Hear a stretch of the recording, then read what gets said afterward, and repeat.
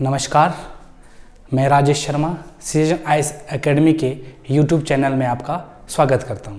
इससे पहले हमने हिंदी व्याकरण की एक वीडियो बनाई थी जिसमें हमने पढ़ा था ध्वनि, वर्ण, अक्षर, शब्द, पद, वाक्य, भाषा। इसके बारे में हमने पढ़ा था कि ध्वनि कैसे हम जब भाषा का प्रयोग करते हैं तो किस प्रकार से ध्वनि आती है, जिस रूप में ध्वनि आती है उनको हम वर्ण कहते हैं। वर्णों से मिलकर अक्षर बनता है, अक्षर से मिलकर शब्द बनता है, शब्द से मिलकर पद बनते हैं, पद से बनकर वाक्य और वाक्य से भाषा का निर्माण होता है। इसके बारे में हमने पहले जो वीडियो बनी थी उसमें हमने बात की थी।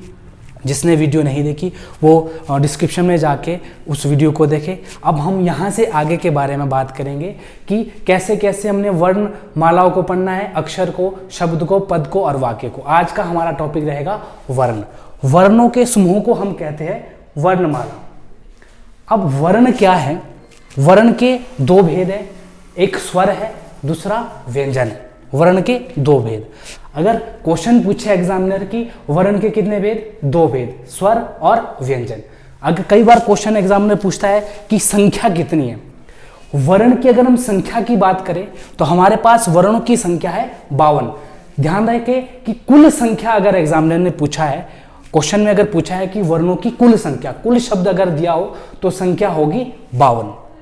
इसमें हम वर्णों की संख्या हमने कर दी। अब इसमें स्वर और व्यंजन की भी अगर हम बात करें तो स्वर की अगर कुल संख्या पूछी एग्जामिनर ने तो आंसर होगा 13। स्वर की कुल संख्या कितनी? 13। उसी प्रकार व्यंजन की संख्या अगर पूछी तो व्यंजनों की कुल संख्या कितनी होगी? 39। कुल शब्द अगर दिया हो तो हम इन चीजों को करेंगे। वर्ण की कुल संख्या 52, स्वर की कुल संख्या 13 और व्यंजन की कुल संख्या 39।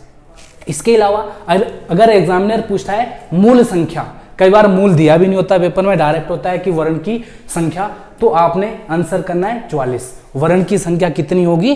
44। अगर स्वर में पूछा हो स्वर की मूल संख्या तो कितनी होगी? 11। और व्यंजन की मूल संख्या पूछी हो तो कितनी होगी? 33। अब 11 स्वर और 33 व्यंजन, कुल कितने हुए? 39। उसी प्रकार से 13 स्वर और 39 व्यंजन, टोटल कितने हैं? 52। तो ये संख्या है वर्ण की संख्या। कुल कितनी होगी? 52। मूल कितनी होगी?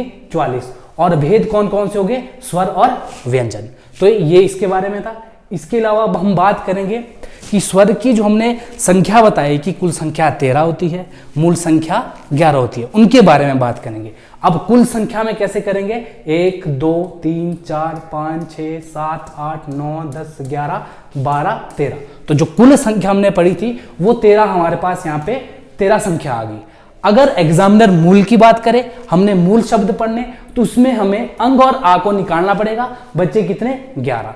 तो 13 टोटल है हमारे पास कुल और 11 मूल है। अगर कुल में पूछा हो तो अंग आ भी आएगा, अगर मूल में पूछा हो तो अंग आ नहीं आएगा। तो 11 संख्या रहेगी अ से लेकर औ तक।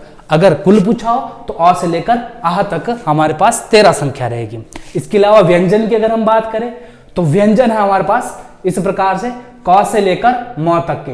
ये हम वर्गों में इनको हम बांटते हैं, आगे हम दूसरे वीडियोज में इसको देखेंगे कैसे कैसे वर्गों में बांटना है। तो हमारे पास 5-5 के रोम इसमें बनाया है, 5 10 15 20 25। 25 ये हो गए, 4 ये हो गए, 4 ये हो गए और 4 ये। 25 और 4 29, 33 और 4 37। हमने कुल कितने पढ़े थे? 39। पीछे हमने 39 पढ़े थे। इसमें दो हमें ऐड करने हैं, ये वाले दो शब्द। हमारे पास 37 ये आए थे और 2 ये आ गए, कुल कितने हो गए? 39। अगर हम बात करें कि मूल व्यंजन वर्णों की, तो मूल व्यंजन वर्ण में हमने क्या करना है कि क से लेकर म तक 25 ये भी मूल में रहेंगे।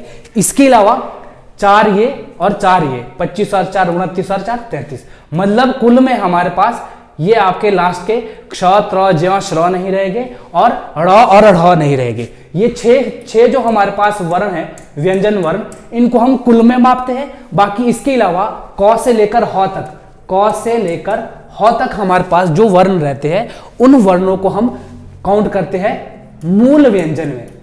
मूल व्यंजन में जिसकी संख्या कितनी है? 33। इसके अलावा जो 4 ये रहे और 2 ये रहे, 6, उसको हम काउंट करेंगे हमारे आपके कुल शब्द में। तो इस प्रकार से मूल और कुल शब्द हमारे रहेंगे। तो ये है हमारा आज का टॉपिक। हमने संख्या जांची कि कुल संख्या कितनी होती है, मूल संख्या कितनी होती है, स्वर और व्यंजन 2 भेद पढ़े।